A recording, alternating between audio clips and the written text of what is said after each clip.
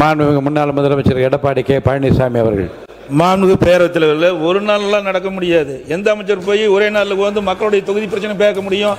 எனக்கு ஒரு சட்டமன்ற உறுப்பினர் இருந்தால் தான் அவர்கள் வந்து அந்த தொகுதியில் போய் பார்த்து மக்களை பார்த்து மக்களுடைய பிரச்சனையை கொண்டு வந்து அரசுடைய கவனத்தை கொண்டு வராங்க, அமைச்சருடைய கவனத்தை கொண்டு வராங்க. பொறுப்பு அமைச்சர் என்பது ஒரு நாள் போவார், கொடுக்குற மனுவை தான் வாங்கி பரிசீலிக்க முடிய.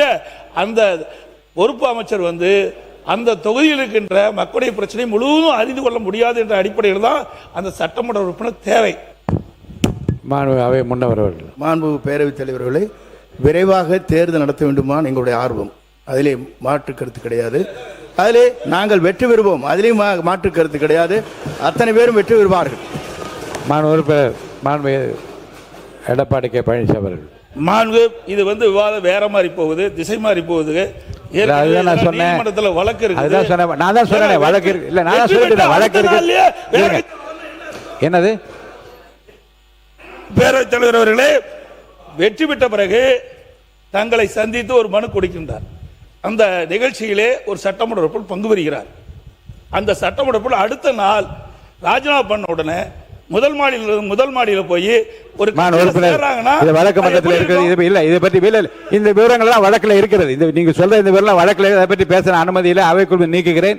நீங்க சொல்ற ஒரு கருத்து இல்ல இல்ல இல்ல இல்ல இல்ல அப்படி இல்ல. நீங்க வழக்கு இல்லைங்க, வழக்கில் இந்த பிரச்சனை நீங்க சொல்லியிருக்கீங்க. இந்த வழக்கில் இந்த பிரச்சனை குறித்து இருக்கு. இல்ல நீங்க இல்ல இல்ல அதெல்லாம் ஒன்றும் பாருங்க இல்ல இல்ல இல்ல இல்ல உணர்ச்சி வசப்படா இல்லைங்க, இல்லை உணர்வு இல்லைங்க, இல்லை உணர்ச்சி வசப்படாது. நிதானமாக பேசுங்க, உங்கள் கருத்தை நிதானமாக சொல்லுங்க. வழக்கு மன்றத்தில் இருக்கிறது. இந்த வழக்கு சம்பந்தமான விவரங்கள் அது வழக்கு சம்பந்தமான விவரங்கள் அதில் இருக்கிறது. இருங்க, வழக்கு முடிந்தவுடன் தேர்தல் கமிஷன் எப்போது தேர்தல் மாண்புமிகு அவை முன்னவர் அவர்கள். மாண்பு பேரவைத் தலைவர் அவர்களே, இருங்க. மாண்பு பேரவைத் தலைவர் அவர்களே, இல்லை இல்லை வேறங்க. மாண்பு பேரவைத் தலைவர் அவர்களே குதிரை பேரம் என்றெல்லாம் பேசினார்கள்.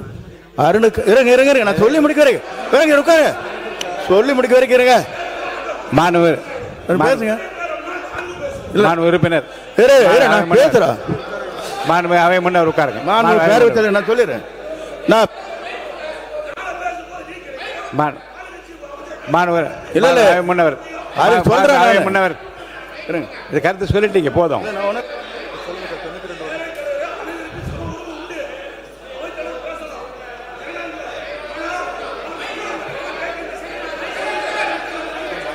உட்காருங்க, நான் சொல்ல உட்காருங்க. மாண்புமிகு அவை முன்னவரா பொதுப்பணித்துறை அமைச்சர் யார் பேசுறீங்க? யார்? அவை முன்னவர் கொடுங்க. நான் சொல்லிடுறேன். இல்லை மாண்பு பேரவைத் தலைவர் அவர்களே, நம்முடைய உட்காருங்க. இல்லை இல்லை மாண்புமிகு பேரவைத் தலைவர் அவர்களே, நீங்க பெரிய கஷ்டப்பட்டு தெரியாத நாட்டுக்கு. ஆகவே இல்லை உட்காரு நான் சொல்லுறேன். இல்லை நான் ஒரே சொல்லிடுறேங்க. உட்காருங்க. அவர் பேர் என்ன? அவர் பேரு ஒரு பேர் சம்பத்குமார். அவர்களே உட்காருங்க.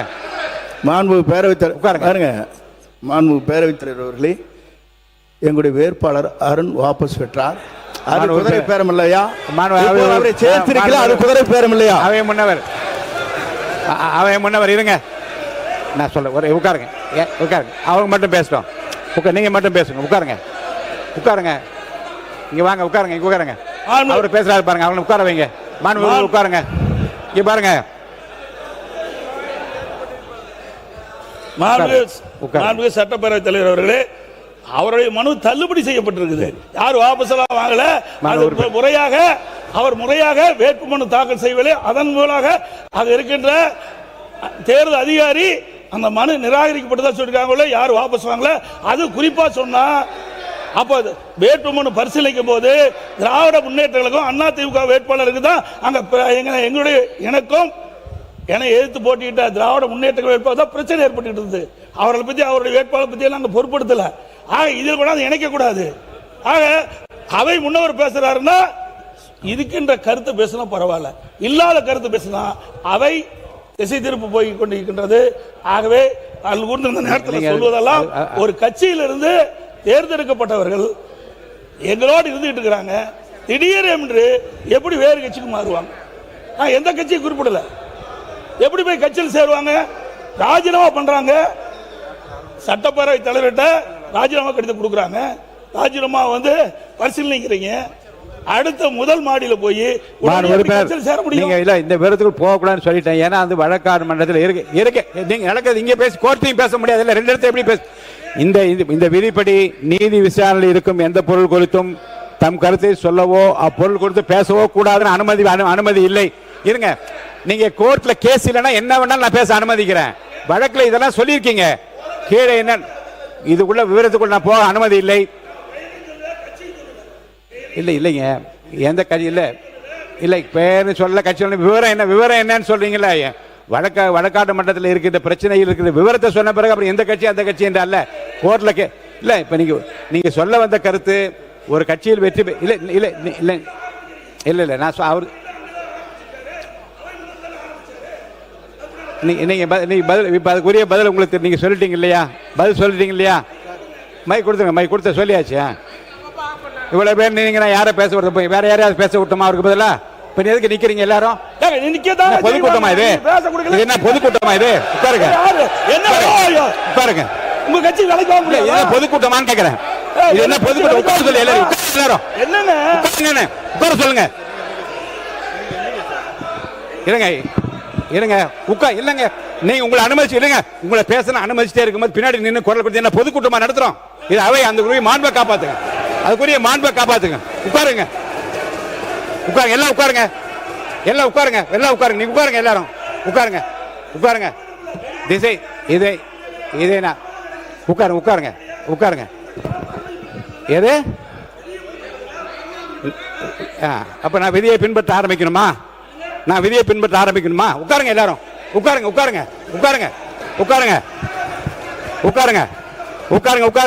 பாருங்க, மாண்பு உறுப்பினர் முன்னாள் முதலமைச்சர் எடப்பாடி பழனிசாமி அவர்களுக்கு நான் சொல்றேன், இது மாதிரி ஆகுமா ஆகாத என்பதை மக்கள் தீர்மானிப்பார்கள். ஏற்கனவே தீர்மானித்து விட்டார்கள். இருங்க, உட்காருங்க. நான் முதல் நாள் இருந்து உங்களுக்கு சொல்றேன், உணர்ச்சி வசப்படாமல் பேசுங்கள். உணர்ச்சி வசப்படாமல் பேசுங்கள். இது 3 முறை உங்களுக்கு நான் சொல்லிட்டேன். நான் சொல்றேன், எதற்காக வேகமாக இல்ல உங்கள் உடலை வருத்திக் கொள்ளக்கூடாது என்பதற்காக நான் சொல்றேன். அருள் கூர்ந்து சொல்றேன், அமைதியா பேசுங்க. நீங்க சொல்ல வந்த கருத்தை நீங்க அமைதியா சொல்லுங்க, நான் ஏற்றுக்கொள்ள தயாரா இருக்கேன். ஒண்ணுதான். இருங்க, ஒரு கட்சியில் வெற்றி பெற்றவர்கள் அவர்களாவே முன்வந்து ராஜினாமா செய்துவிட்டு வேறு கட்சியிலே சேர்கிற போது என்னென்ன சங்கடங்கள் சிரமங்கள் இருக்கு முதல் உரையில் நீங்க விளக்க. ஏங்க குறுக்க பேசுறீங்க? என்ன குறுக்க பேசுறீங்க? உட்காருங்க. என்னங்க இது? உட்காருங்க. என்ன உட்காருங்க. உட்காருங்க. தெரியும், தெரியுங்க. உட்காருங்க, எல்லாரையும் தெரியும். உட்காருங்க. இருங்க. ஒரு கட்சி தலைமைக்குரிய உள்ள உணர்வினை முதல் உரையில் நீ குறிப்பிடுகிற போது எவ்வளவு பேர் உழைச்சாங்க, 6000 பேர் வேலை செஞ்சாங்க, இவ்வளவு பேருடைய உழைப்பில் தான் ஜெயிச்சாங்க என்று உங்களுடைய உள்ள உணர்வுகளை எல்லாம் நீங்கள் நல்லா பதிவு செஞ்சீங்க. பதிவில் இருக்கு, நான் ஃபுல்லாக படித்து பார்த்தேன். ஒரு கட்சியினுடைய தலைமையிலிருந்து ஒரு விலகி போகிற போது ஒரு கட்சி தலைமைக்கு ஏற்படுகிற இழப்பு குறித்தும் வருத்தம் குறித்தும் நிறைய பேசியிருக்கீங்க. அதெல்லாம் குறிப்பில் இருக்கிறது. இப்போது இந்த பிரச்சனையில் உறுப்பினர் ஆஸ்டின் பேசிய பிறகு தேவையில்லாத விவாதங்கள் வளர்ந்து கொண்டிருக்கிறது. சொல்லி முடிச்சார். அவை முன்னவர் விடுங்க. அது அவை முன்னவர் சொல்லி நான் தானே சொல்றேங்க. அவை முன்னவர் தவிர்த்திருக்கலாம். இருங்க. அவை முன்னவர் தவிர்த்திருக்கலாம். கொஞ்சம் இருங்க.